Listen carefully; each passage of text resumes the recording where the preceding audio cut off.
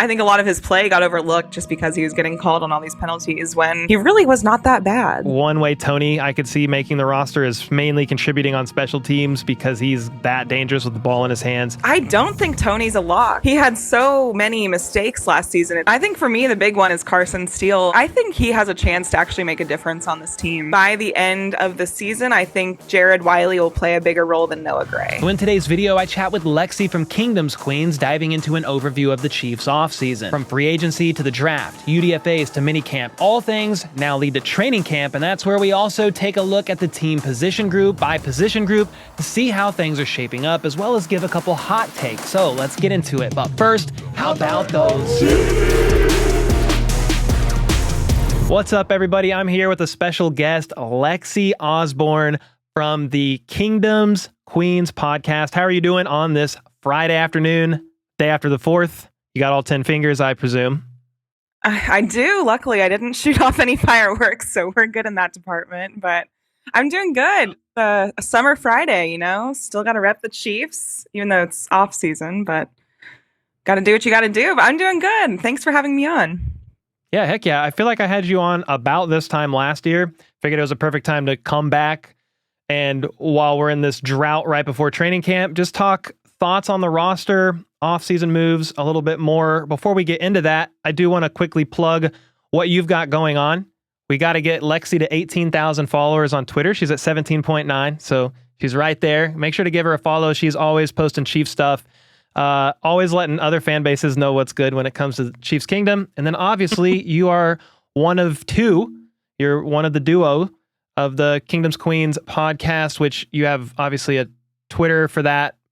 And you're streaming kind of everywhere. If you want to give a little plug there, would love for more people to know about it. Yeah, that would be awesome. We stream live. We're kind of doing every other Tuesday right now until the season kicks off, just because it's, you know, off season and content is not there so much. But we go live typically during the season every Tuesday at 7 p.m.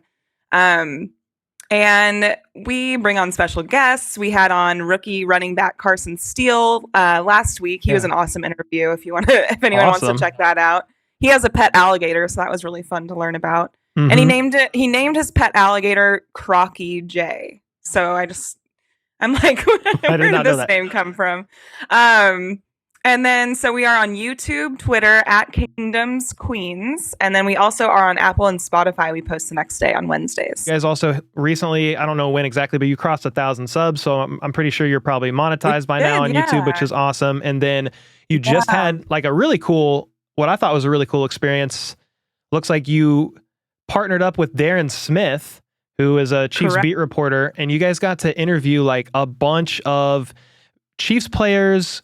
Like there's Spags, you got to interview coaches at the draft. Like how was that experience being able to talk to a bunch of players and coaches? That was really cool. One of my favorite things we've gotten to do so far. Look, and you can see Andy Reid behind him there holding his, his little sign.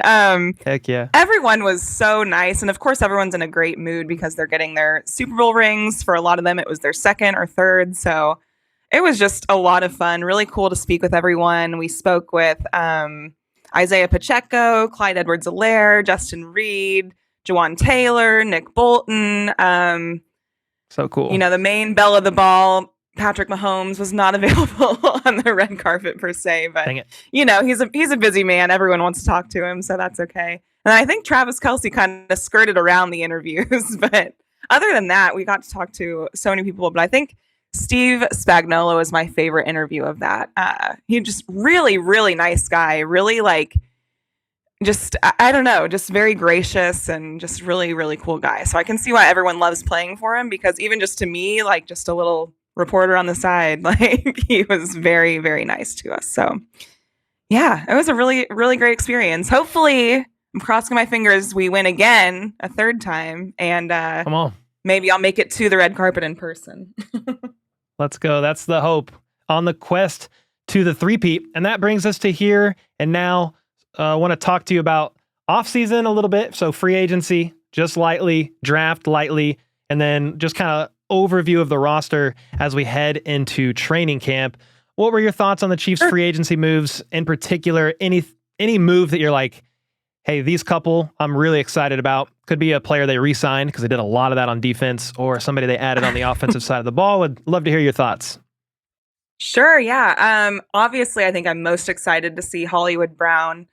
I think most of Chiefs Kingdom is after last season, just because we're all aware of the drop issues and whatnot. So I'm very excited about the addition of him. I think he's going to be a perfect fit, and it seems like he already has some great chemistry built up with Mahomes. So I can't wait to see that, just even in training camp and stuff like that. I think it's going to be really exciting to see. So Hollywood Brown, I'm very excited we brought back basically the entire defense. My one kind of interesting question, I guess, would be like why we didn't bring Willie Gay back. It kind of felt like all year he knew he wasn't going to come back.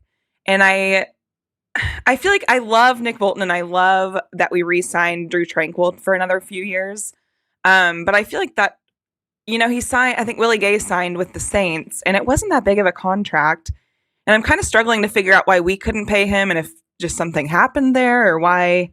I don't know. I didn't really understand not bringing him back, but bringing back the rest of the defense for the most part. I am bummed on losing Sneed, I will say. Yeah. And I will say, when we spoke with Steve Spagnuolo on the red carpet, you could tell he was missing Sneed. Like he was very special to our defense. So I'm curious to see how we operate without him. Obviously, McDuffie is awesome.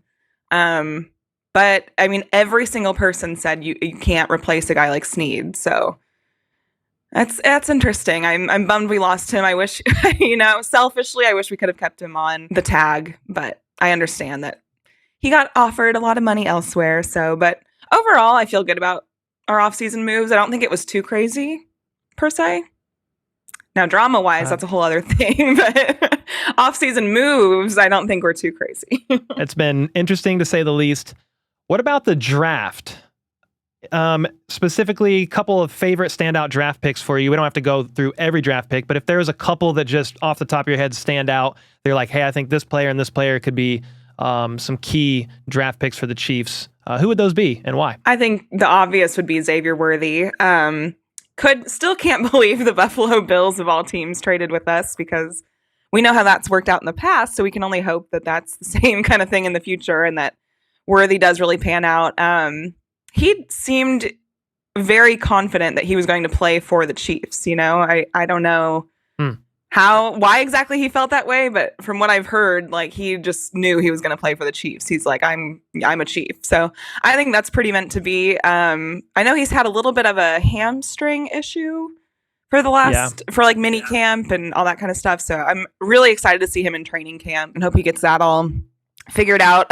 Super excited about Jared Wiley, and so far, like what Travis Kelce has had to say about him, and I think he's going to be a great addition to the tight end room. I think that's a really good value draft pick. I mean, we'll see that play out, but I think that will end up being a very good value draft pick for where we got him. And then my other one would be Jaden Hicks, actually.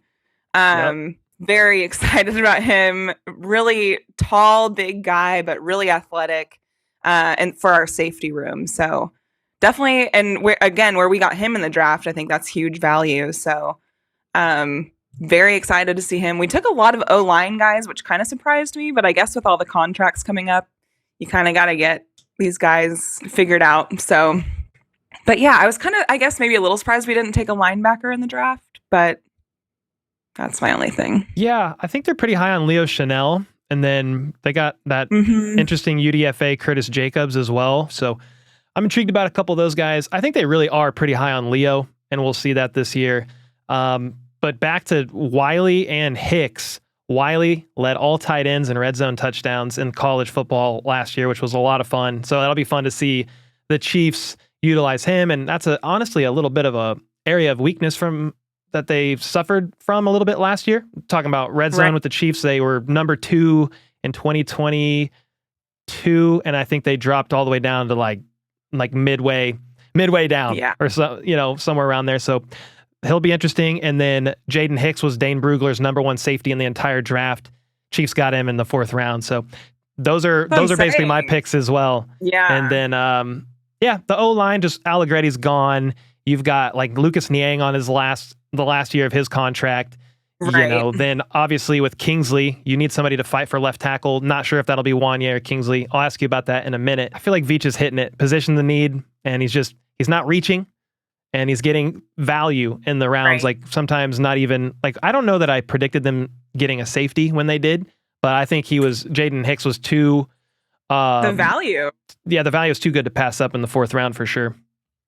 Yeah, I completely agree. I think I didn't really see that happening either, but I think, like you said, like it made too much sense. So same reason, like the Raiders took a tight end in round 1, right?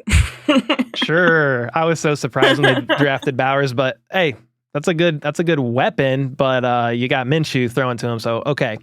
What about UDFA signings? Was there any UDFAs, even just one that you're like, hey, this is a interesting signing? Doesn't even matter where they play. Just any in particular stand out to you? I think for me, the big one, I'm going to throw his name out again, is Carson Steele out of UCLA. He's who we just had on our show, but just from talking with him, and I think he has a chance to actually make a difference on this team. And the Chiefs do have a record of signing UDFAs, so I think there's a good chance of that happening. And I think he could kind of fluctuate between a fullback and running back role. And as we saw that viral clip in minicamp where he caught the behind the back pass with one hand from Mahomes, he said Andy Reid told him, like, good thing you caught that, because if you hadn't, he would never try it again to you. It's actually interesting. You guys just interviewed him. I actually just did a little piece on him from my last video. He gave a little interview somewhere, and he talked about they were using him as a running back fullback hybrid. And so I just kind of like shared my thoughts around that. And that could be an interesting, intriguing way he makes the 53-man roster as like RB3, but you use him in like a hybrid fullback role. And he's only 8 pounds lighter than Mike Burton, the Chiefs' last fullback. Same height, only 8 pounds lighter, yet I would say is even more of a threat in the run game and out of the backfield catching passes. So I'm very intrigued by Carson Steele myself. And no shade towards Burton, but I think he's a little more athletic too. Oh yeah, for sure. I mean, he racked up crazy numbers at Ball State, and then was he at UCLA? I think his senior year, UCLA. And he still had over 1,200 scrimmage yards, 10 touchdowns. Yeah, I'm excited about Steele for sure. That's cool that you brought him up. Now that OTAs and minicamp is over, obviously training camp is in roughly 2.5 weeks. I wanted to kind of just look at some of the position groups and what your thoughts are heading into training camp. We honestly just talked about the running back room, and maybe that's your answer, because I had the question of after Pacheco and CEH, who do you see as the Chiefs' third running back? So I'm assuming you think Carson Steele could have a pretty good chance. And my next question to that is, could you see the Chiefs adding a veteran in the running back room, like maybe even the return of Jerick McKinnon? His number's gone, I get it. Worthy's got number 1. But what are your thoughts on the potential addition of a veteran running back? Where do you sit on that? Do you think, nah, I don't think that's needed? I would just be curious to hear your thoughts on the addition of a veteran. I think it's a good question. I've had that thought kind of all off season, honestly. Is like, is that something we need? I don't know. I don't fully know my feelings on it. And I probably won't for a little while. I obviously trust Pacheco. I trust CEH as RB2. But I don't think there's anyone that I can say right this second that I'm like definitely RB3. So I have to see it play out in training camp and preseason.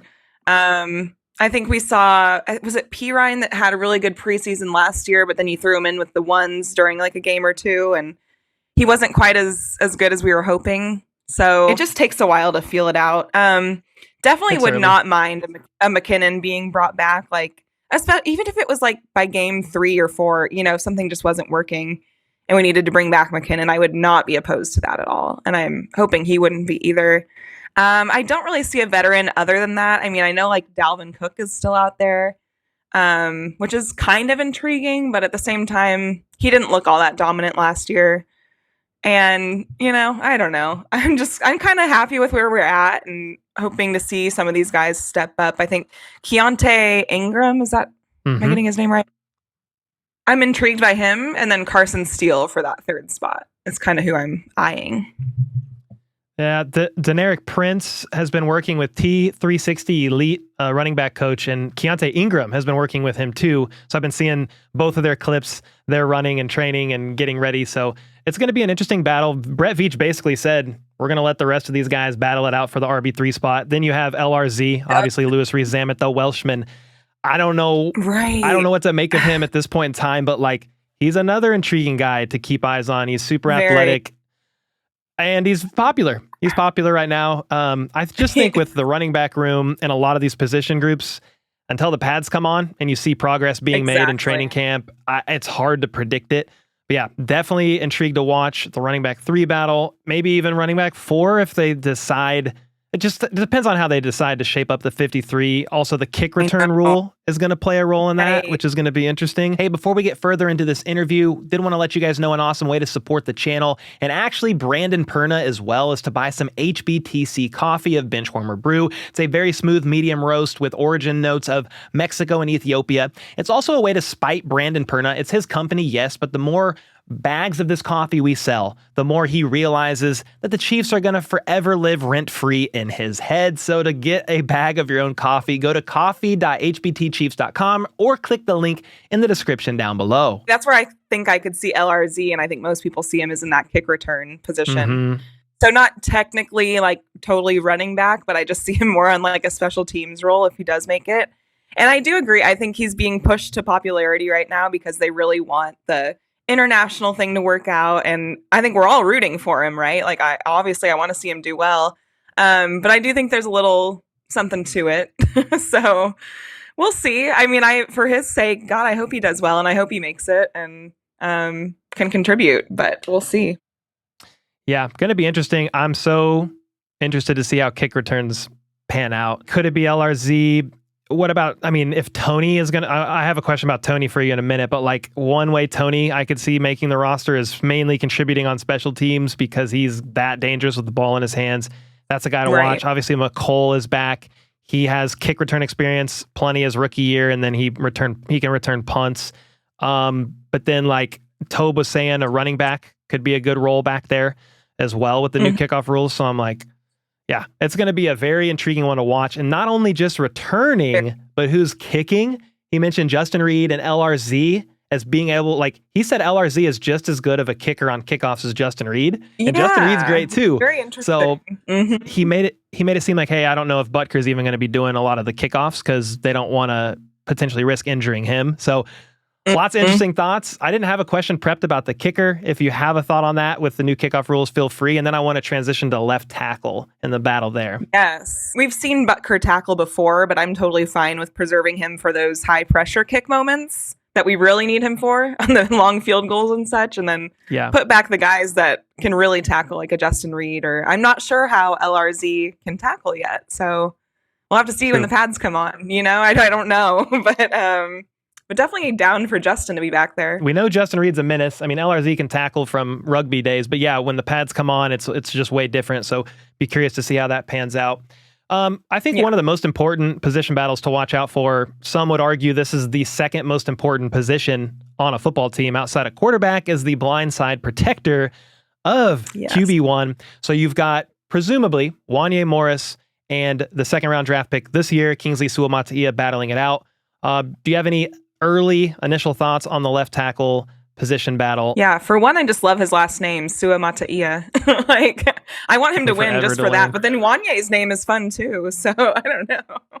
No, I am super excited to see those guys battle it out. I think Wanye, he definitely had his welcome to the NFL last year, right?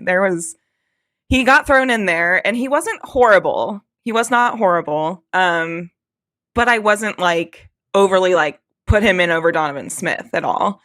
So very curious to see how they play out. I do think Kingsley, has a lot of upside, especially with his cousin being one of the best in the league right now in Penei Sewell on the Lions line.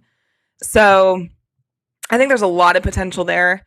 I don't know if it'll be right away with him. So that's what I'm kind of wondering. I could maybe see them starting out with Wanye. Like in like game one, I could see it being him just because it just depends how quickly Kingsley can grasp everything. And I think if neither of them show that they're ready to start week 1, like, I don't think they're going to risk Mahomes like that. So I would love if they brought Donovan Smith back if they're not ready by week 1. Would not be opposed to that whatsoever. And he can skip out on training camp. He can just show up, Yeah, fine with me. I do think they'll give the young guys like every bit of opportunity to really carve out a lead for the starting role. But yeah, you really have to protect Mahomes back there. I mean, he's a magician in the pocket of avoiding sacks. Like, I just saw a stat over the weekend, I think, from Warren Sharp. The Chiefs had the second least amount of sacks in the entire NFL. And a lot of that's, the tackles did. I think Jawan Taylor actually performed pretty well, especially in the back half of the season. I understand the penalty thing was an issue and he gets a lot of flack for that. I get that, but he performed pretty well by the end of the season. Donovan Smith did well, especially in the playoffs when he got back healthy, but Mahomes is just a friggin' magician back there.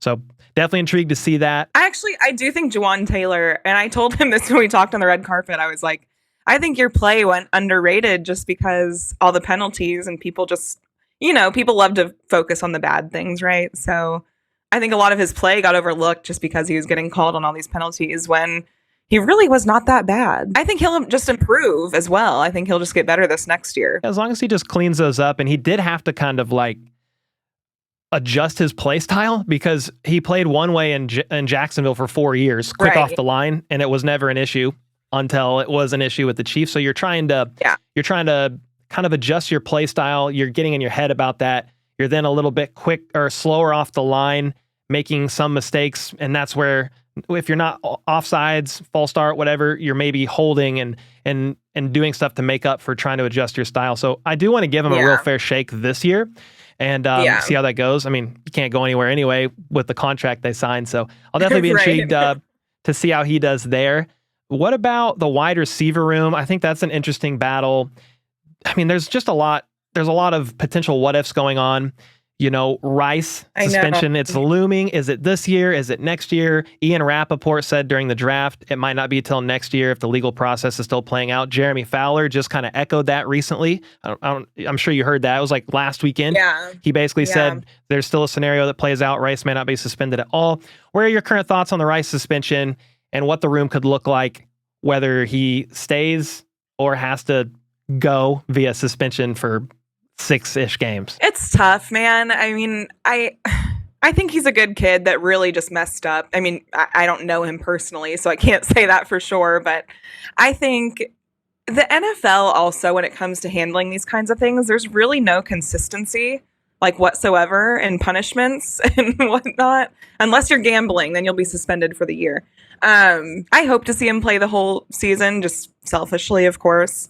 I think he's looking really good this offseason. Like, he's putting in the work every single day. I don't know if I told you this or not, but I saw him walking out in Dallas when I was in Dallas. I passed him on the trail, like right after everything happened. And I just told him hi and that I'm rooting for him and all that kind of stuff. And he's like, oh, thanks. Like, I think I caught him off guard. Like, oh, okay. I could see it playing out to where he gets to play this entire season and then faces it next season. I hate how unsure it all is because I think that makes the battle a little bit harder to judge, like in training camp and stuff. Because I think the Chiefs obviously know what they have in him, and he's going to get that wide receiver 1-2 role, barring all of this other stuff. But that makes it hard to judge, guys like Tony and McCole and guys that are at the bottom of it. And I still think, I know everyone wants us to let Sky go, but I think he's going to get his fair share. As long as Rice plays all season, feel really good about him, Hollywood, and Worthy. So I think that's a really deadly combo right there. Yeah, I'm excited about the room. How do you see maybe the bottom of the room? Like, where are you thinking of as far as, I don't know, there's Remigio, there's Ross, there's Sky, there's Tony. I would love to know your thoughts on just potential guys that might be on the bubble fighting. Like, starting off, do you think Kadarius Toney is safe to make the roster? Would love your thoughts there. And then, you got McCole in the mix as well. So I would be curious to know your thoughts on Tony and then maybe the bottom, like, bubble guys that could be fighting to make the roster. So I think Justin Watson is a lock, right? I think he's going to make it for sure. So I think that's your 4. I don't think Tony's a lock. No, I think they say what they need to say to the media and say, "Oh, we still love him here. He's still," and he is really explosive when he wants to be, and when he's focused. But he had so many mistakes last season. It's like it's a little hard, and it's so tough because that first year he came in, he was really something. Like he was something fun to watch.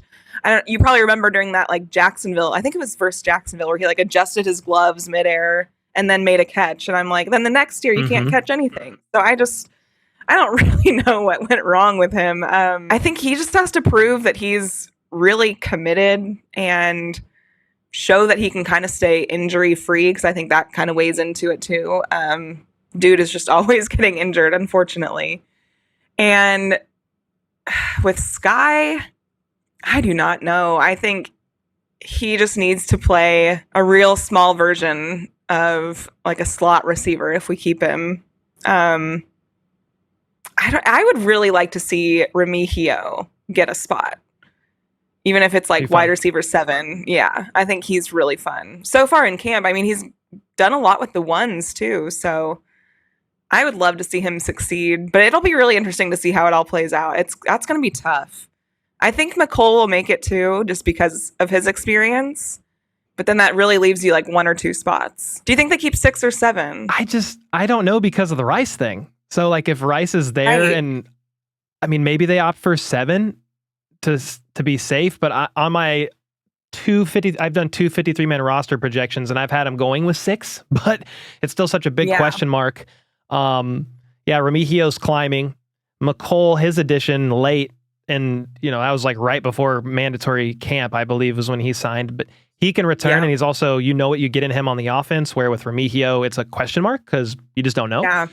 Tony, he's not safe. $2.5 million cap hit, $2.5 million dead cap, but he is on a contract year, so will that be a little motivation for him? I'm very intrigued to see how the wide receiver room plays out. It's probably, for me, going to be the left tackle room, and then outside of the cornerback room, which we'll talk about, it's probably the bubble guys in the wide receiver room and how that pans out. Would love to talk defense if you had a little bit more time. What are your thoughts on the D-line? Let's just talk D-line, and then we'll kind of move backwards from the line of scrimmage. And when I specifically mention the D-line, I just feel like they're dealing with a few different things there. Obviously, they just released Bugs. BJ Thompson had the health scare. I don't know what his future looks like with the team. I mean, he had to get brought back to life essentially in the practice meeting room. So I don't know what his status is going to look like. You have Noddy dealing with an injury during all of OTAs. Hopefully he's good to go. And then you have Aminihu rehabbing his ACL.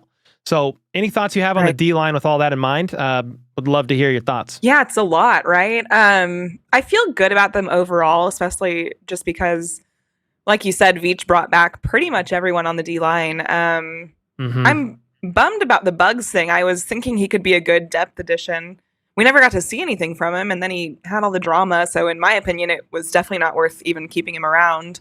So I'm glad we cut that that bait there. I wouldn't mind seeing maybe like one more veteran brought on. I don't know who is even available anymore at this point. But overall, I feel good as long as Noddy can hopefully play at least by preseason. I don't even know if he'll be able to play in training camp. Amenihu, he looks like he's doing really well in his rehab. And he seems, he's kind of a troll on Twitter. He likes to tell people what he's up to. So, and if you doubt him, then he's going to let you know. So, I'm hoping for his sake, he can be ready by week 1. He's making it sound like he will be.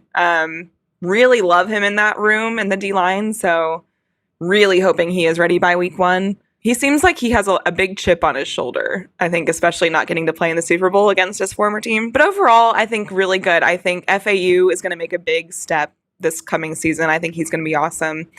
Because I think he did have some good flashes last year. And I think once he gets into the hang of it, I think we're going to see a lot more from him. So I'm excited about him. I think George is going to have a huge year. So very excited for his next season, especially with Chris Jones. I think the two of them are going to be very, very good. And I think people kind of sleep on George Karlaftis. Like some other offenses, some other teams, he doesn't get as much recognition, I think, as he should. So overall, I feel pretty much fine about them. I'm not too concerned. I think we have enough depth. We brought back Pinnell. So I feel pretty good about the defensive line. A couple people have been talking about UDFA Fabian Lovett, so he'll be an intriguing guy to watch. They have Malik Herring, who was a contributor last year in some capacity. Yeah. Minihue, I mean, the average ACL is like 9 to 12 months. Again, he doesn't like when people put a timeline on him. I get it, but I would think he returns sometime after the bye. So that's sometime after week 7. If he wants to return sooner, I am all for it. I would love it. Right. But yeah, we'll see about a Minihue. I am glad they brought back a lot of those pieces. Turk Wharton, Chris Jones, big one, obviously. So D-line, I feel like it's looking pretty good. Just what you said. I'm excited about Karlaftis. He had 10.5 sacks last year with Chris Jones. So that's super exciting. Love to see that. I think it was the first non-Chris Jones defender since D Ford in 2018 to get more than 10 sacks, which is a cool accomplishment. The Greek Freak getting it done. Another awesome offseason, I guess, reacquisition would have been Drew Tranquil. So we can talk linebacker room real quick. You've got Bolton. He's on a contract year. You got Tranquil. You mentioned the linebacker room earlier, so we don't have to spend a lot of time on it. But I think my question was, outside of those 3, were there any other linebackers that kind of stood out? You got Christensen, Jack Cochran, Curtis Jacobs, Cam Jones. Because I know you mentioned Willie Gay, being surprised they weren't able to retain him. My only guess is they're super high on Leo. So that's why I kind of have him in there. Right. But if you have any other thoughts on the room, feel free to weigh in. And then from there, we're just going to transition to the defensive back room. So yeah, thoughts on linebacker room before we get into the secondary? I think between those 3, as long as they can stay healthy, and I know Nick Bolton's going to have a lot to prove this year. So I think the 3 of them, they're going to be really solid. It's just after that, what I don't know. I'm not sure what to expect, because we had, like you said, Christensen, Cochran, we had them last year, and Cam Jones, I think, has had some flashes here and there, but it's nothing like that I'm overly like, oh, that's going to be the 4th guy. So yeah, the last thing I think to really touch on before we get out of here, you mentioned it earlier, Sneed, he's gone. Wish we could have kept him. But now that he's gone, and it is sad, who do you think could maybe be playing opposite McDuffie? We know McDuffie's a lock. Would love to hear your thoughts on that. And then we'll look at the safety room as well. So I think someone I've been hyping up a lot, and I think you have as well, is our guy, Nazi Johnson. Yeah. Big fans of him. So I think he was on track to start last training camp. He was on track playing with the ones, doing really, really well. During that darn monsoon day of training camp, he had to go inside and practice, and then ended up, was it tearing his Achilles or ACL? I can't even remember. It was ACL. ACL, okay. So he tore that, and then obviously was out the entire season, which is so unfortunate. But I know we've both spoken with him, and he sounds like he is more than ready to go. And I think he's already been having a really good mini camp, as much as they've been letting him play. And then I think he's on to have a really good training camp again. So I'm just hoping the best for him. I think he has every chance in the world. I'm also pretty high on Joshua Williams. I think he stays underrated. I think, and our guy, Jalen Watson, too. Like, he made one of those game-changing plays in the Super Bowl, where MVS was able to score a touchdown after. He made it on special teams, but still, I think he and Joshua Williams, those two, make really big plays and when it counts in big moments. So I'm really excited, not worried about the cornerback room. That's kind of where I'm at. And then the safeties, I feel really good about them, too. So I'm really I don't know. Brian Cook being back and healthy. Justin Reed's a beast. We know that. Really excited about Jaden Hicks back there. Yeah, I feel really good about our secondary, even without Sneed, which is a huge loss, but I still feel okay. Yeah, it helps. You got Spags.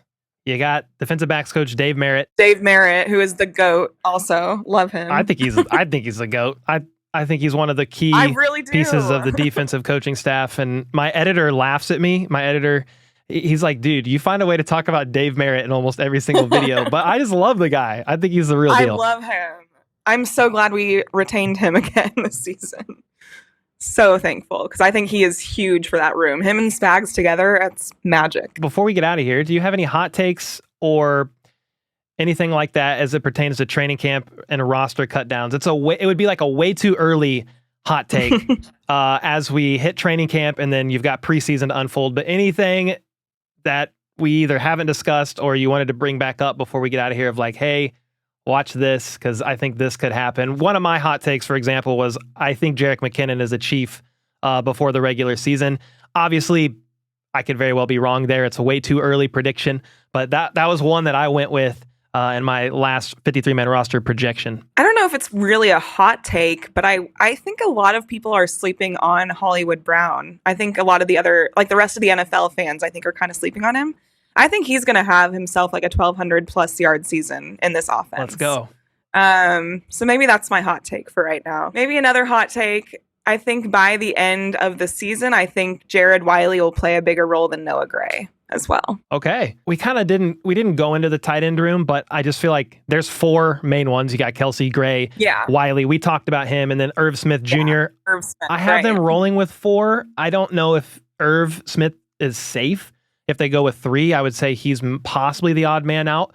But I'm intrigued to see how the tight end room plays out. And I really hope that Rice is suspended in 2025 because if you got Worthy, Rice, Hollywood, you got Kelsey, you got Wiley, like then you have Pacheco in the backfield. He's looking quicker than ever. I mean, that's just and obviously QB1 of the entire league. I mean, good freaking luck, man. And then Andy Reid drawing up the plays. So I'm very excited about this Chiefs team heading into the season. I think the only team stopping the Chiefs is the Chiefs. So that's where I'm at. And it feels great to say that. It feels great to be in a place of our like fandom of this team for so long that we can actually say that. So I'm going to say it and I'm going to be proud of it for as long as I can. I'm in the same boat in the midst of a dynasty. People can say, oh, it's not a dynasty. Look at the Patriots. Well, the Patriots had too many dynasties. They went 10 years in between. And the Chiefs have had one of the greatest, if you don't want to say greatest, okay, but they've had one of the greatest 5-6 year runs in NFL history, and you can't argue that. It's not debatable. So we're in the best time of Chiefs Kingdom. That's why you need to vote Mahomes Kelsey for the election. Just write them in third party. Let's go. Just playing. But yeah, we're in the midst of the highest of highs with Chiefs Kingdom, and I'm a lifelong Chiefs fan. I believe you are too. So it's just an incredible time. Thanks so much for your time. Speaking of time, absolutely, Lexi, thanks so much. Everybody, before we go, make sure to follow Lexi on Twitter. Make sure to subscribe to Kingdom's Queens on YouTube. Appreciate y'all. Lexi, thank you for your time. Thank you so much for having me.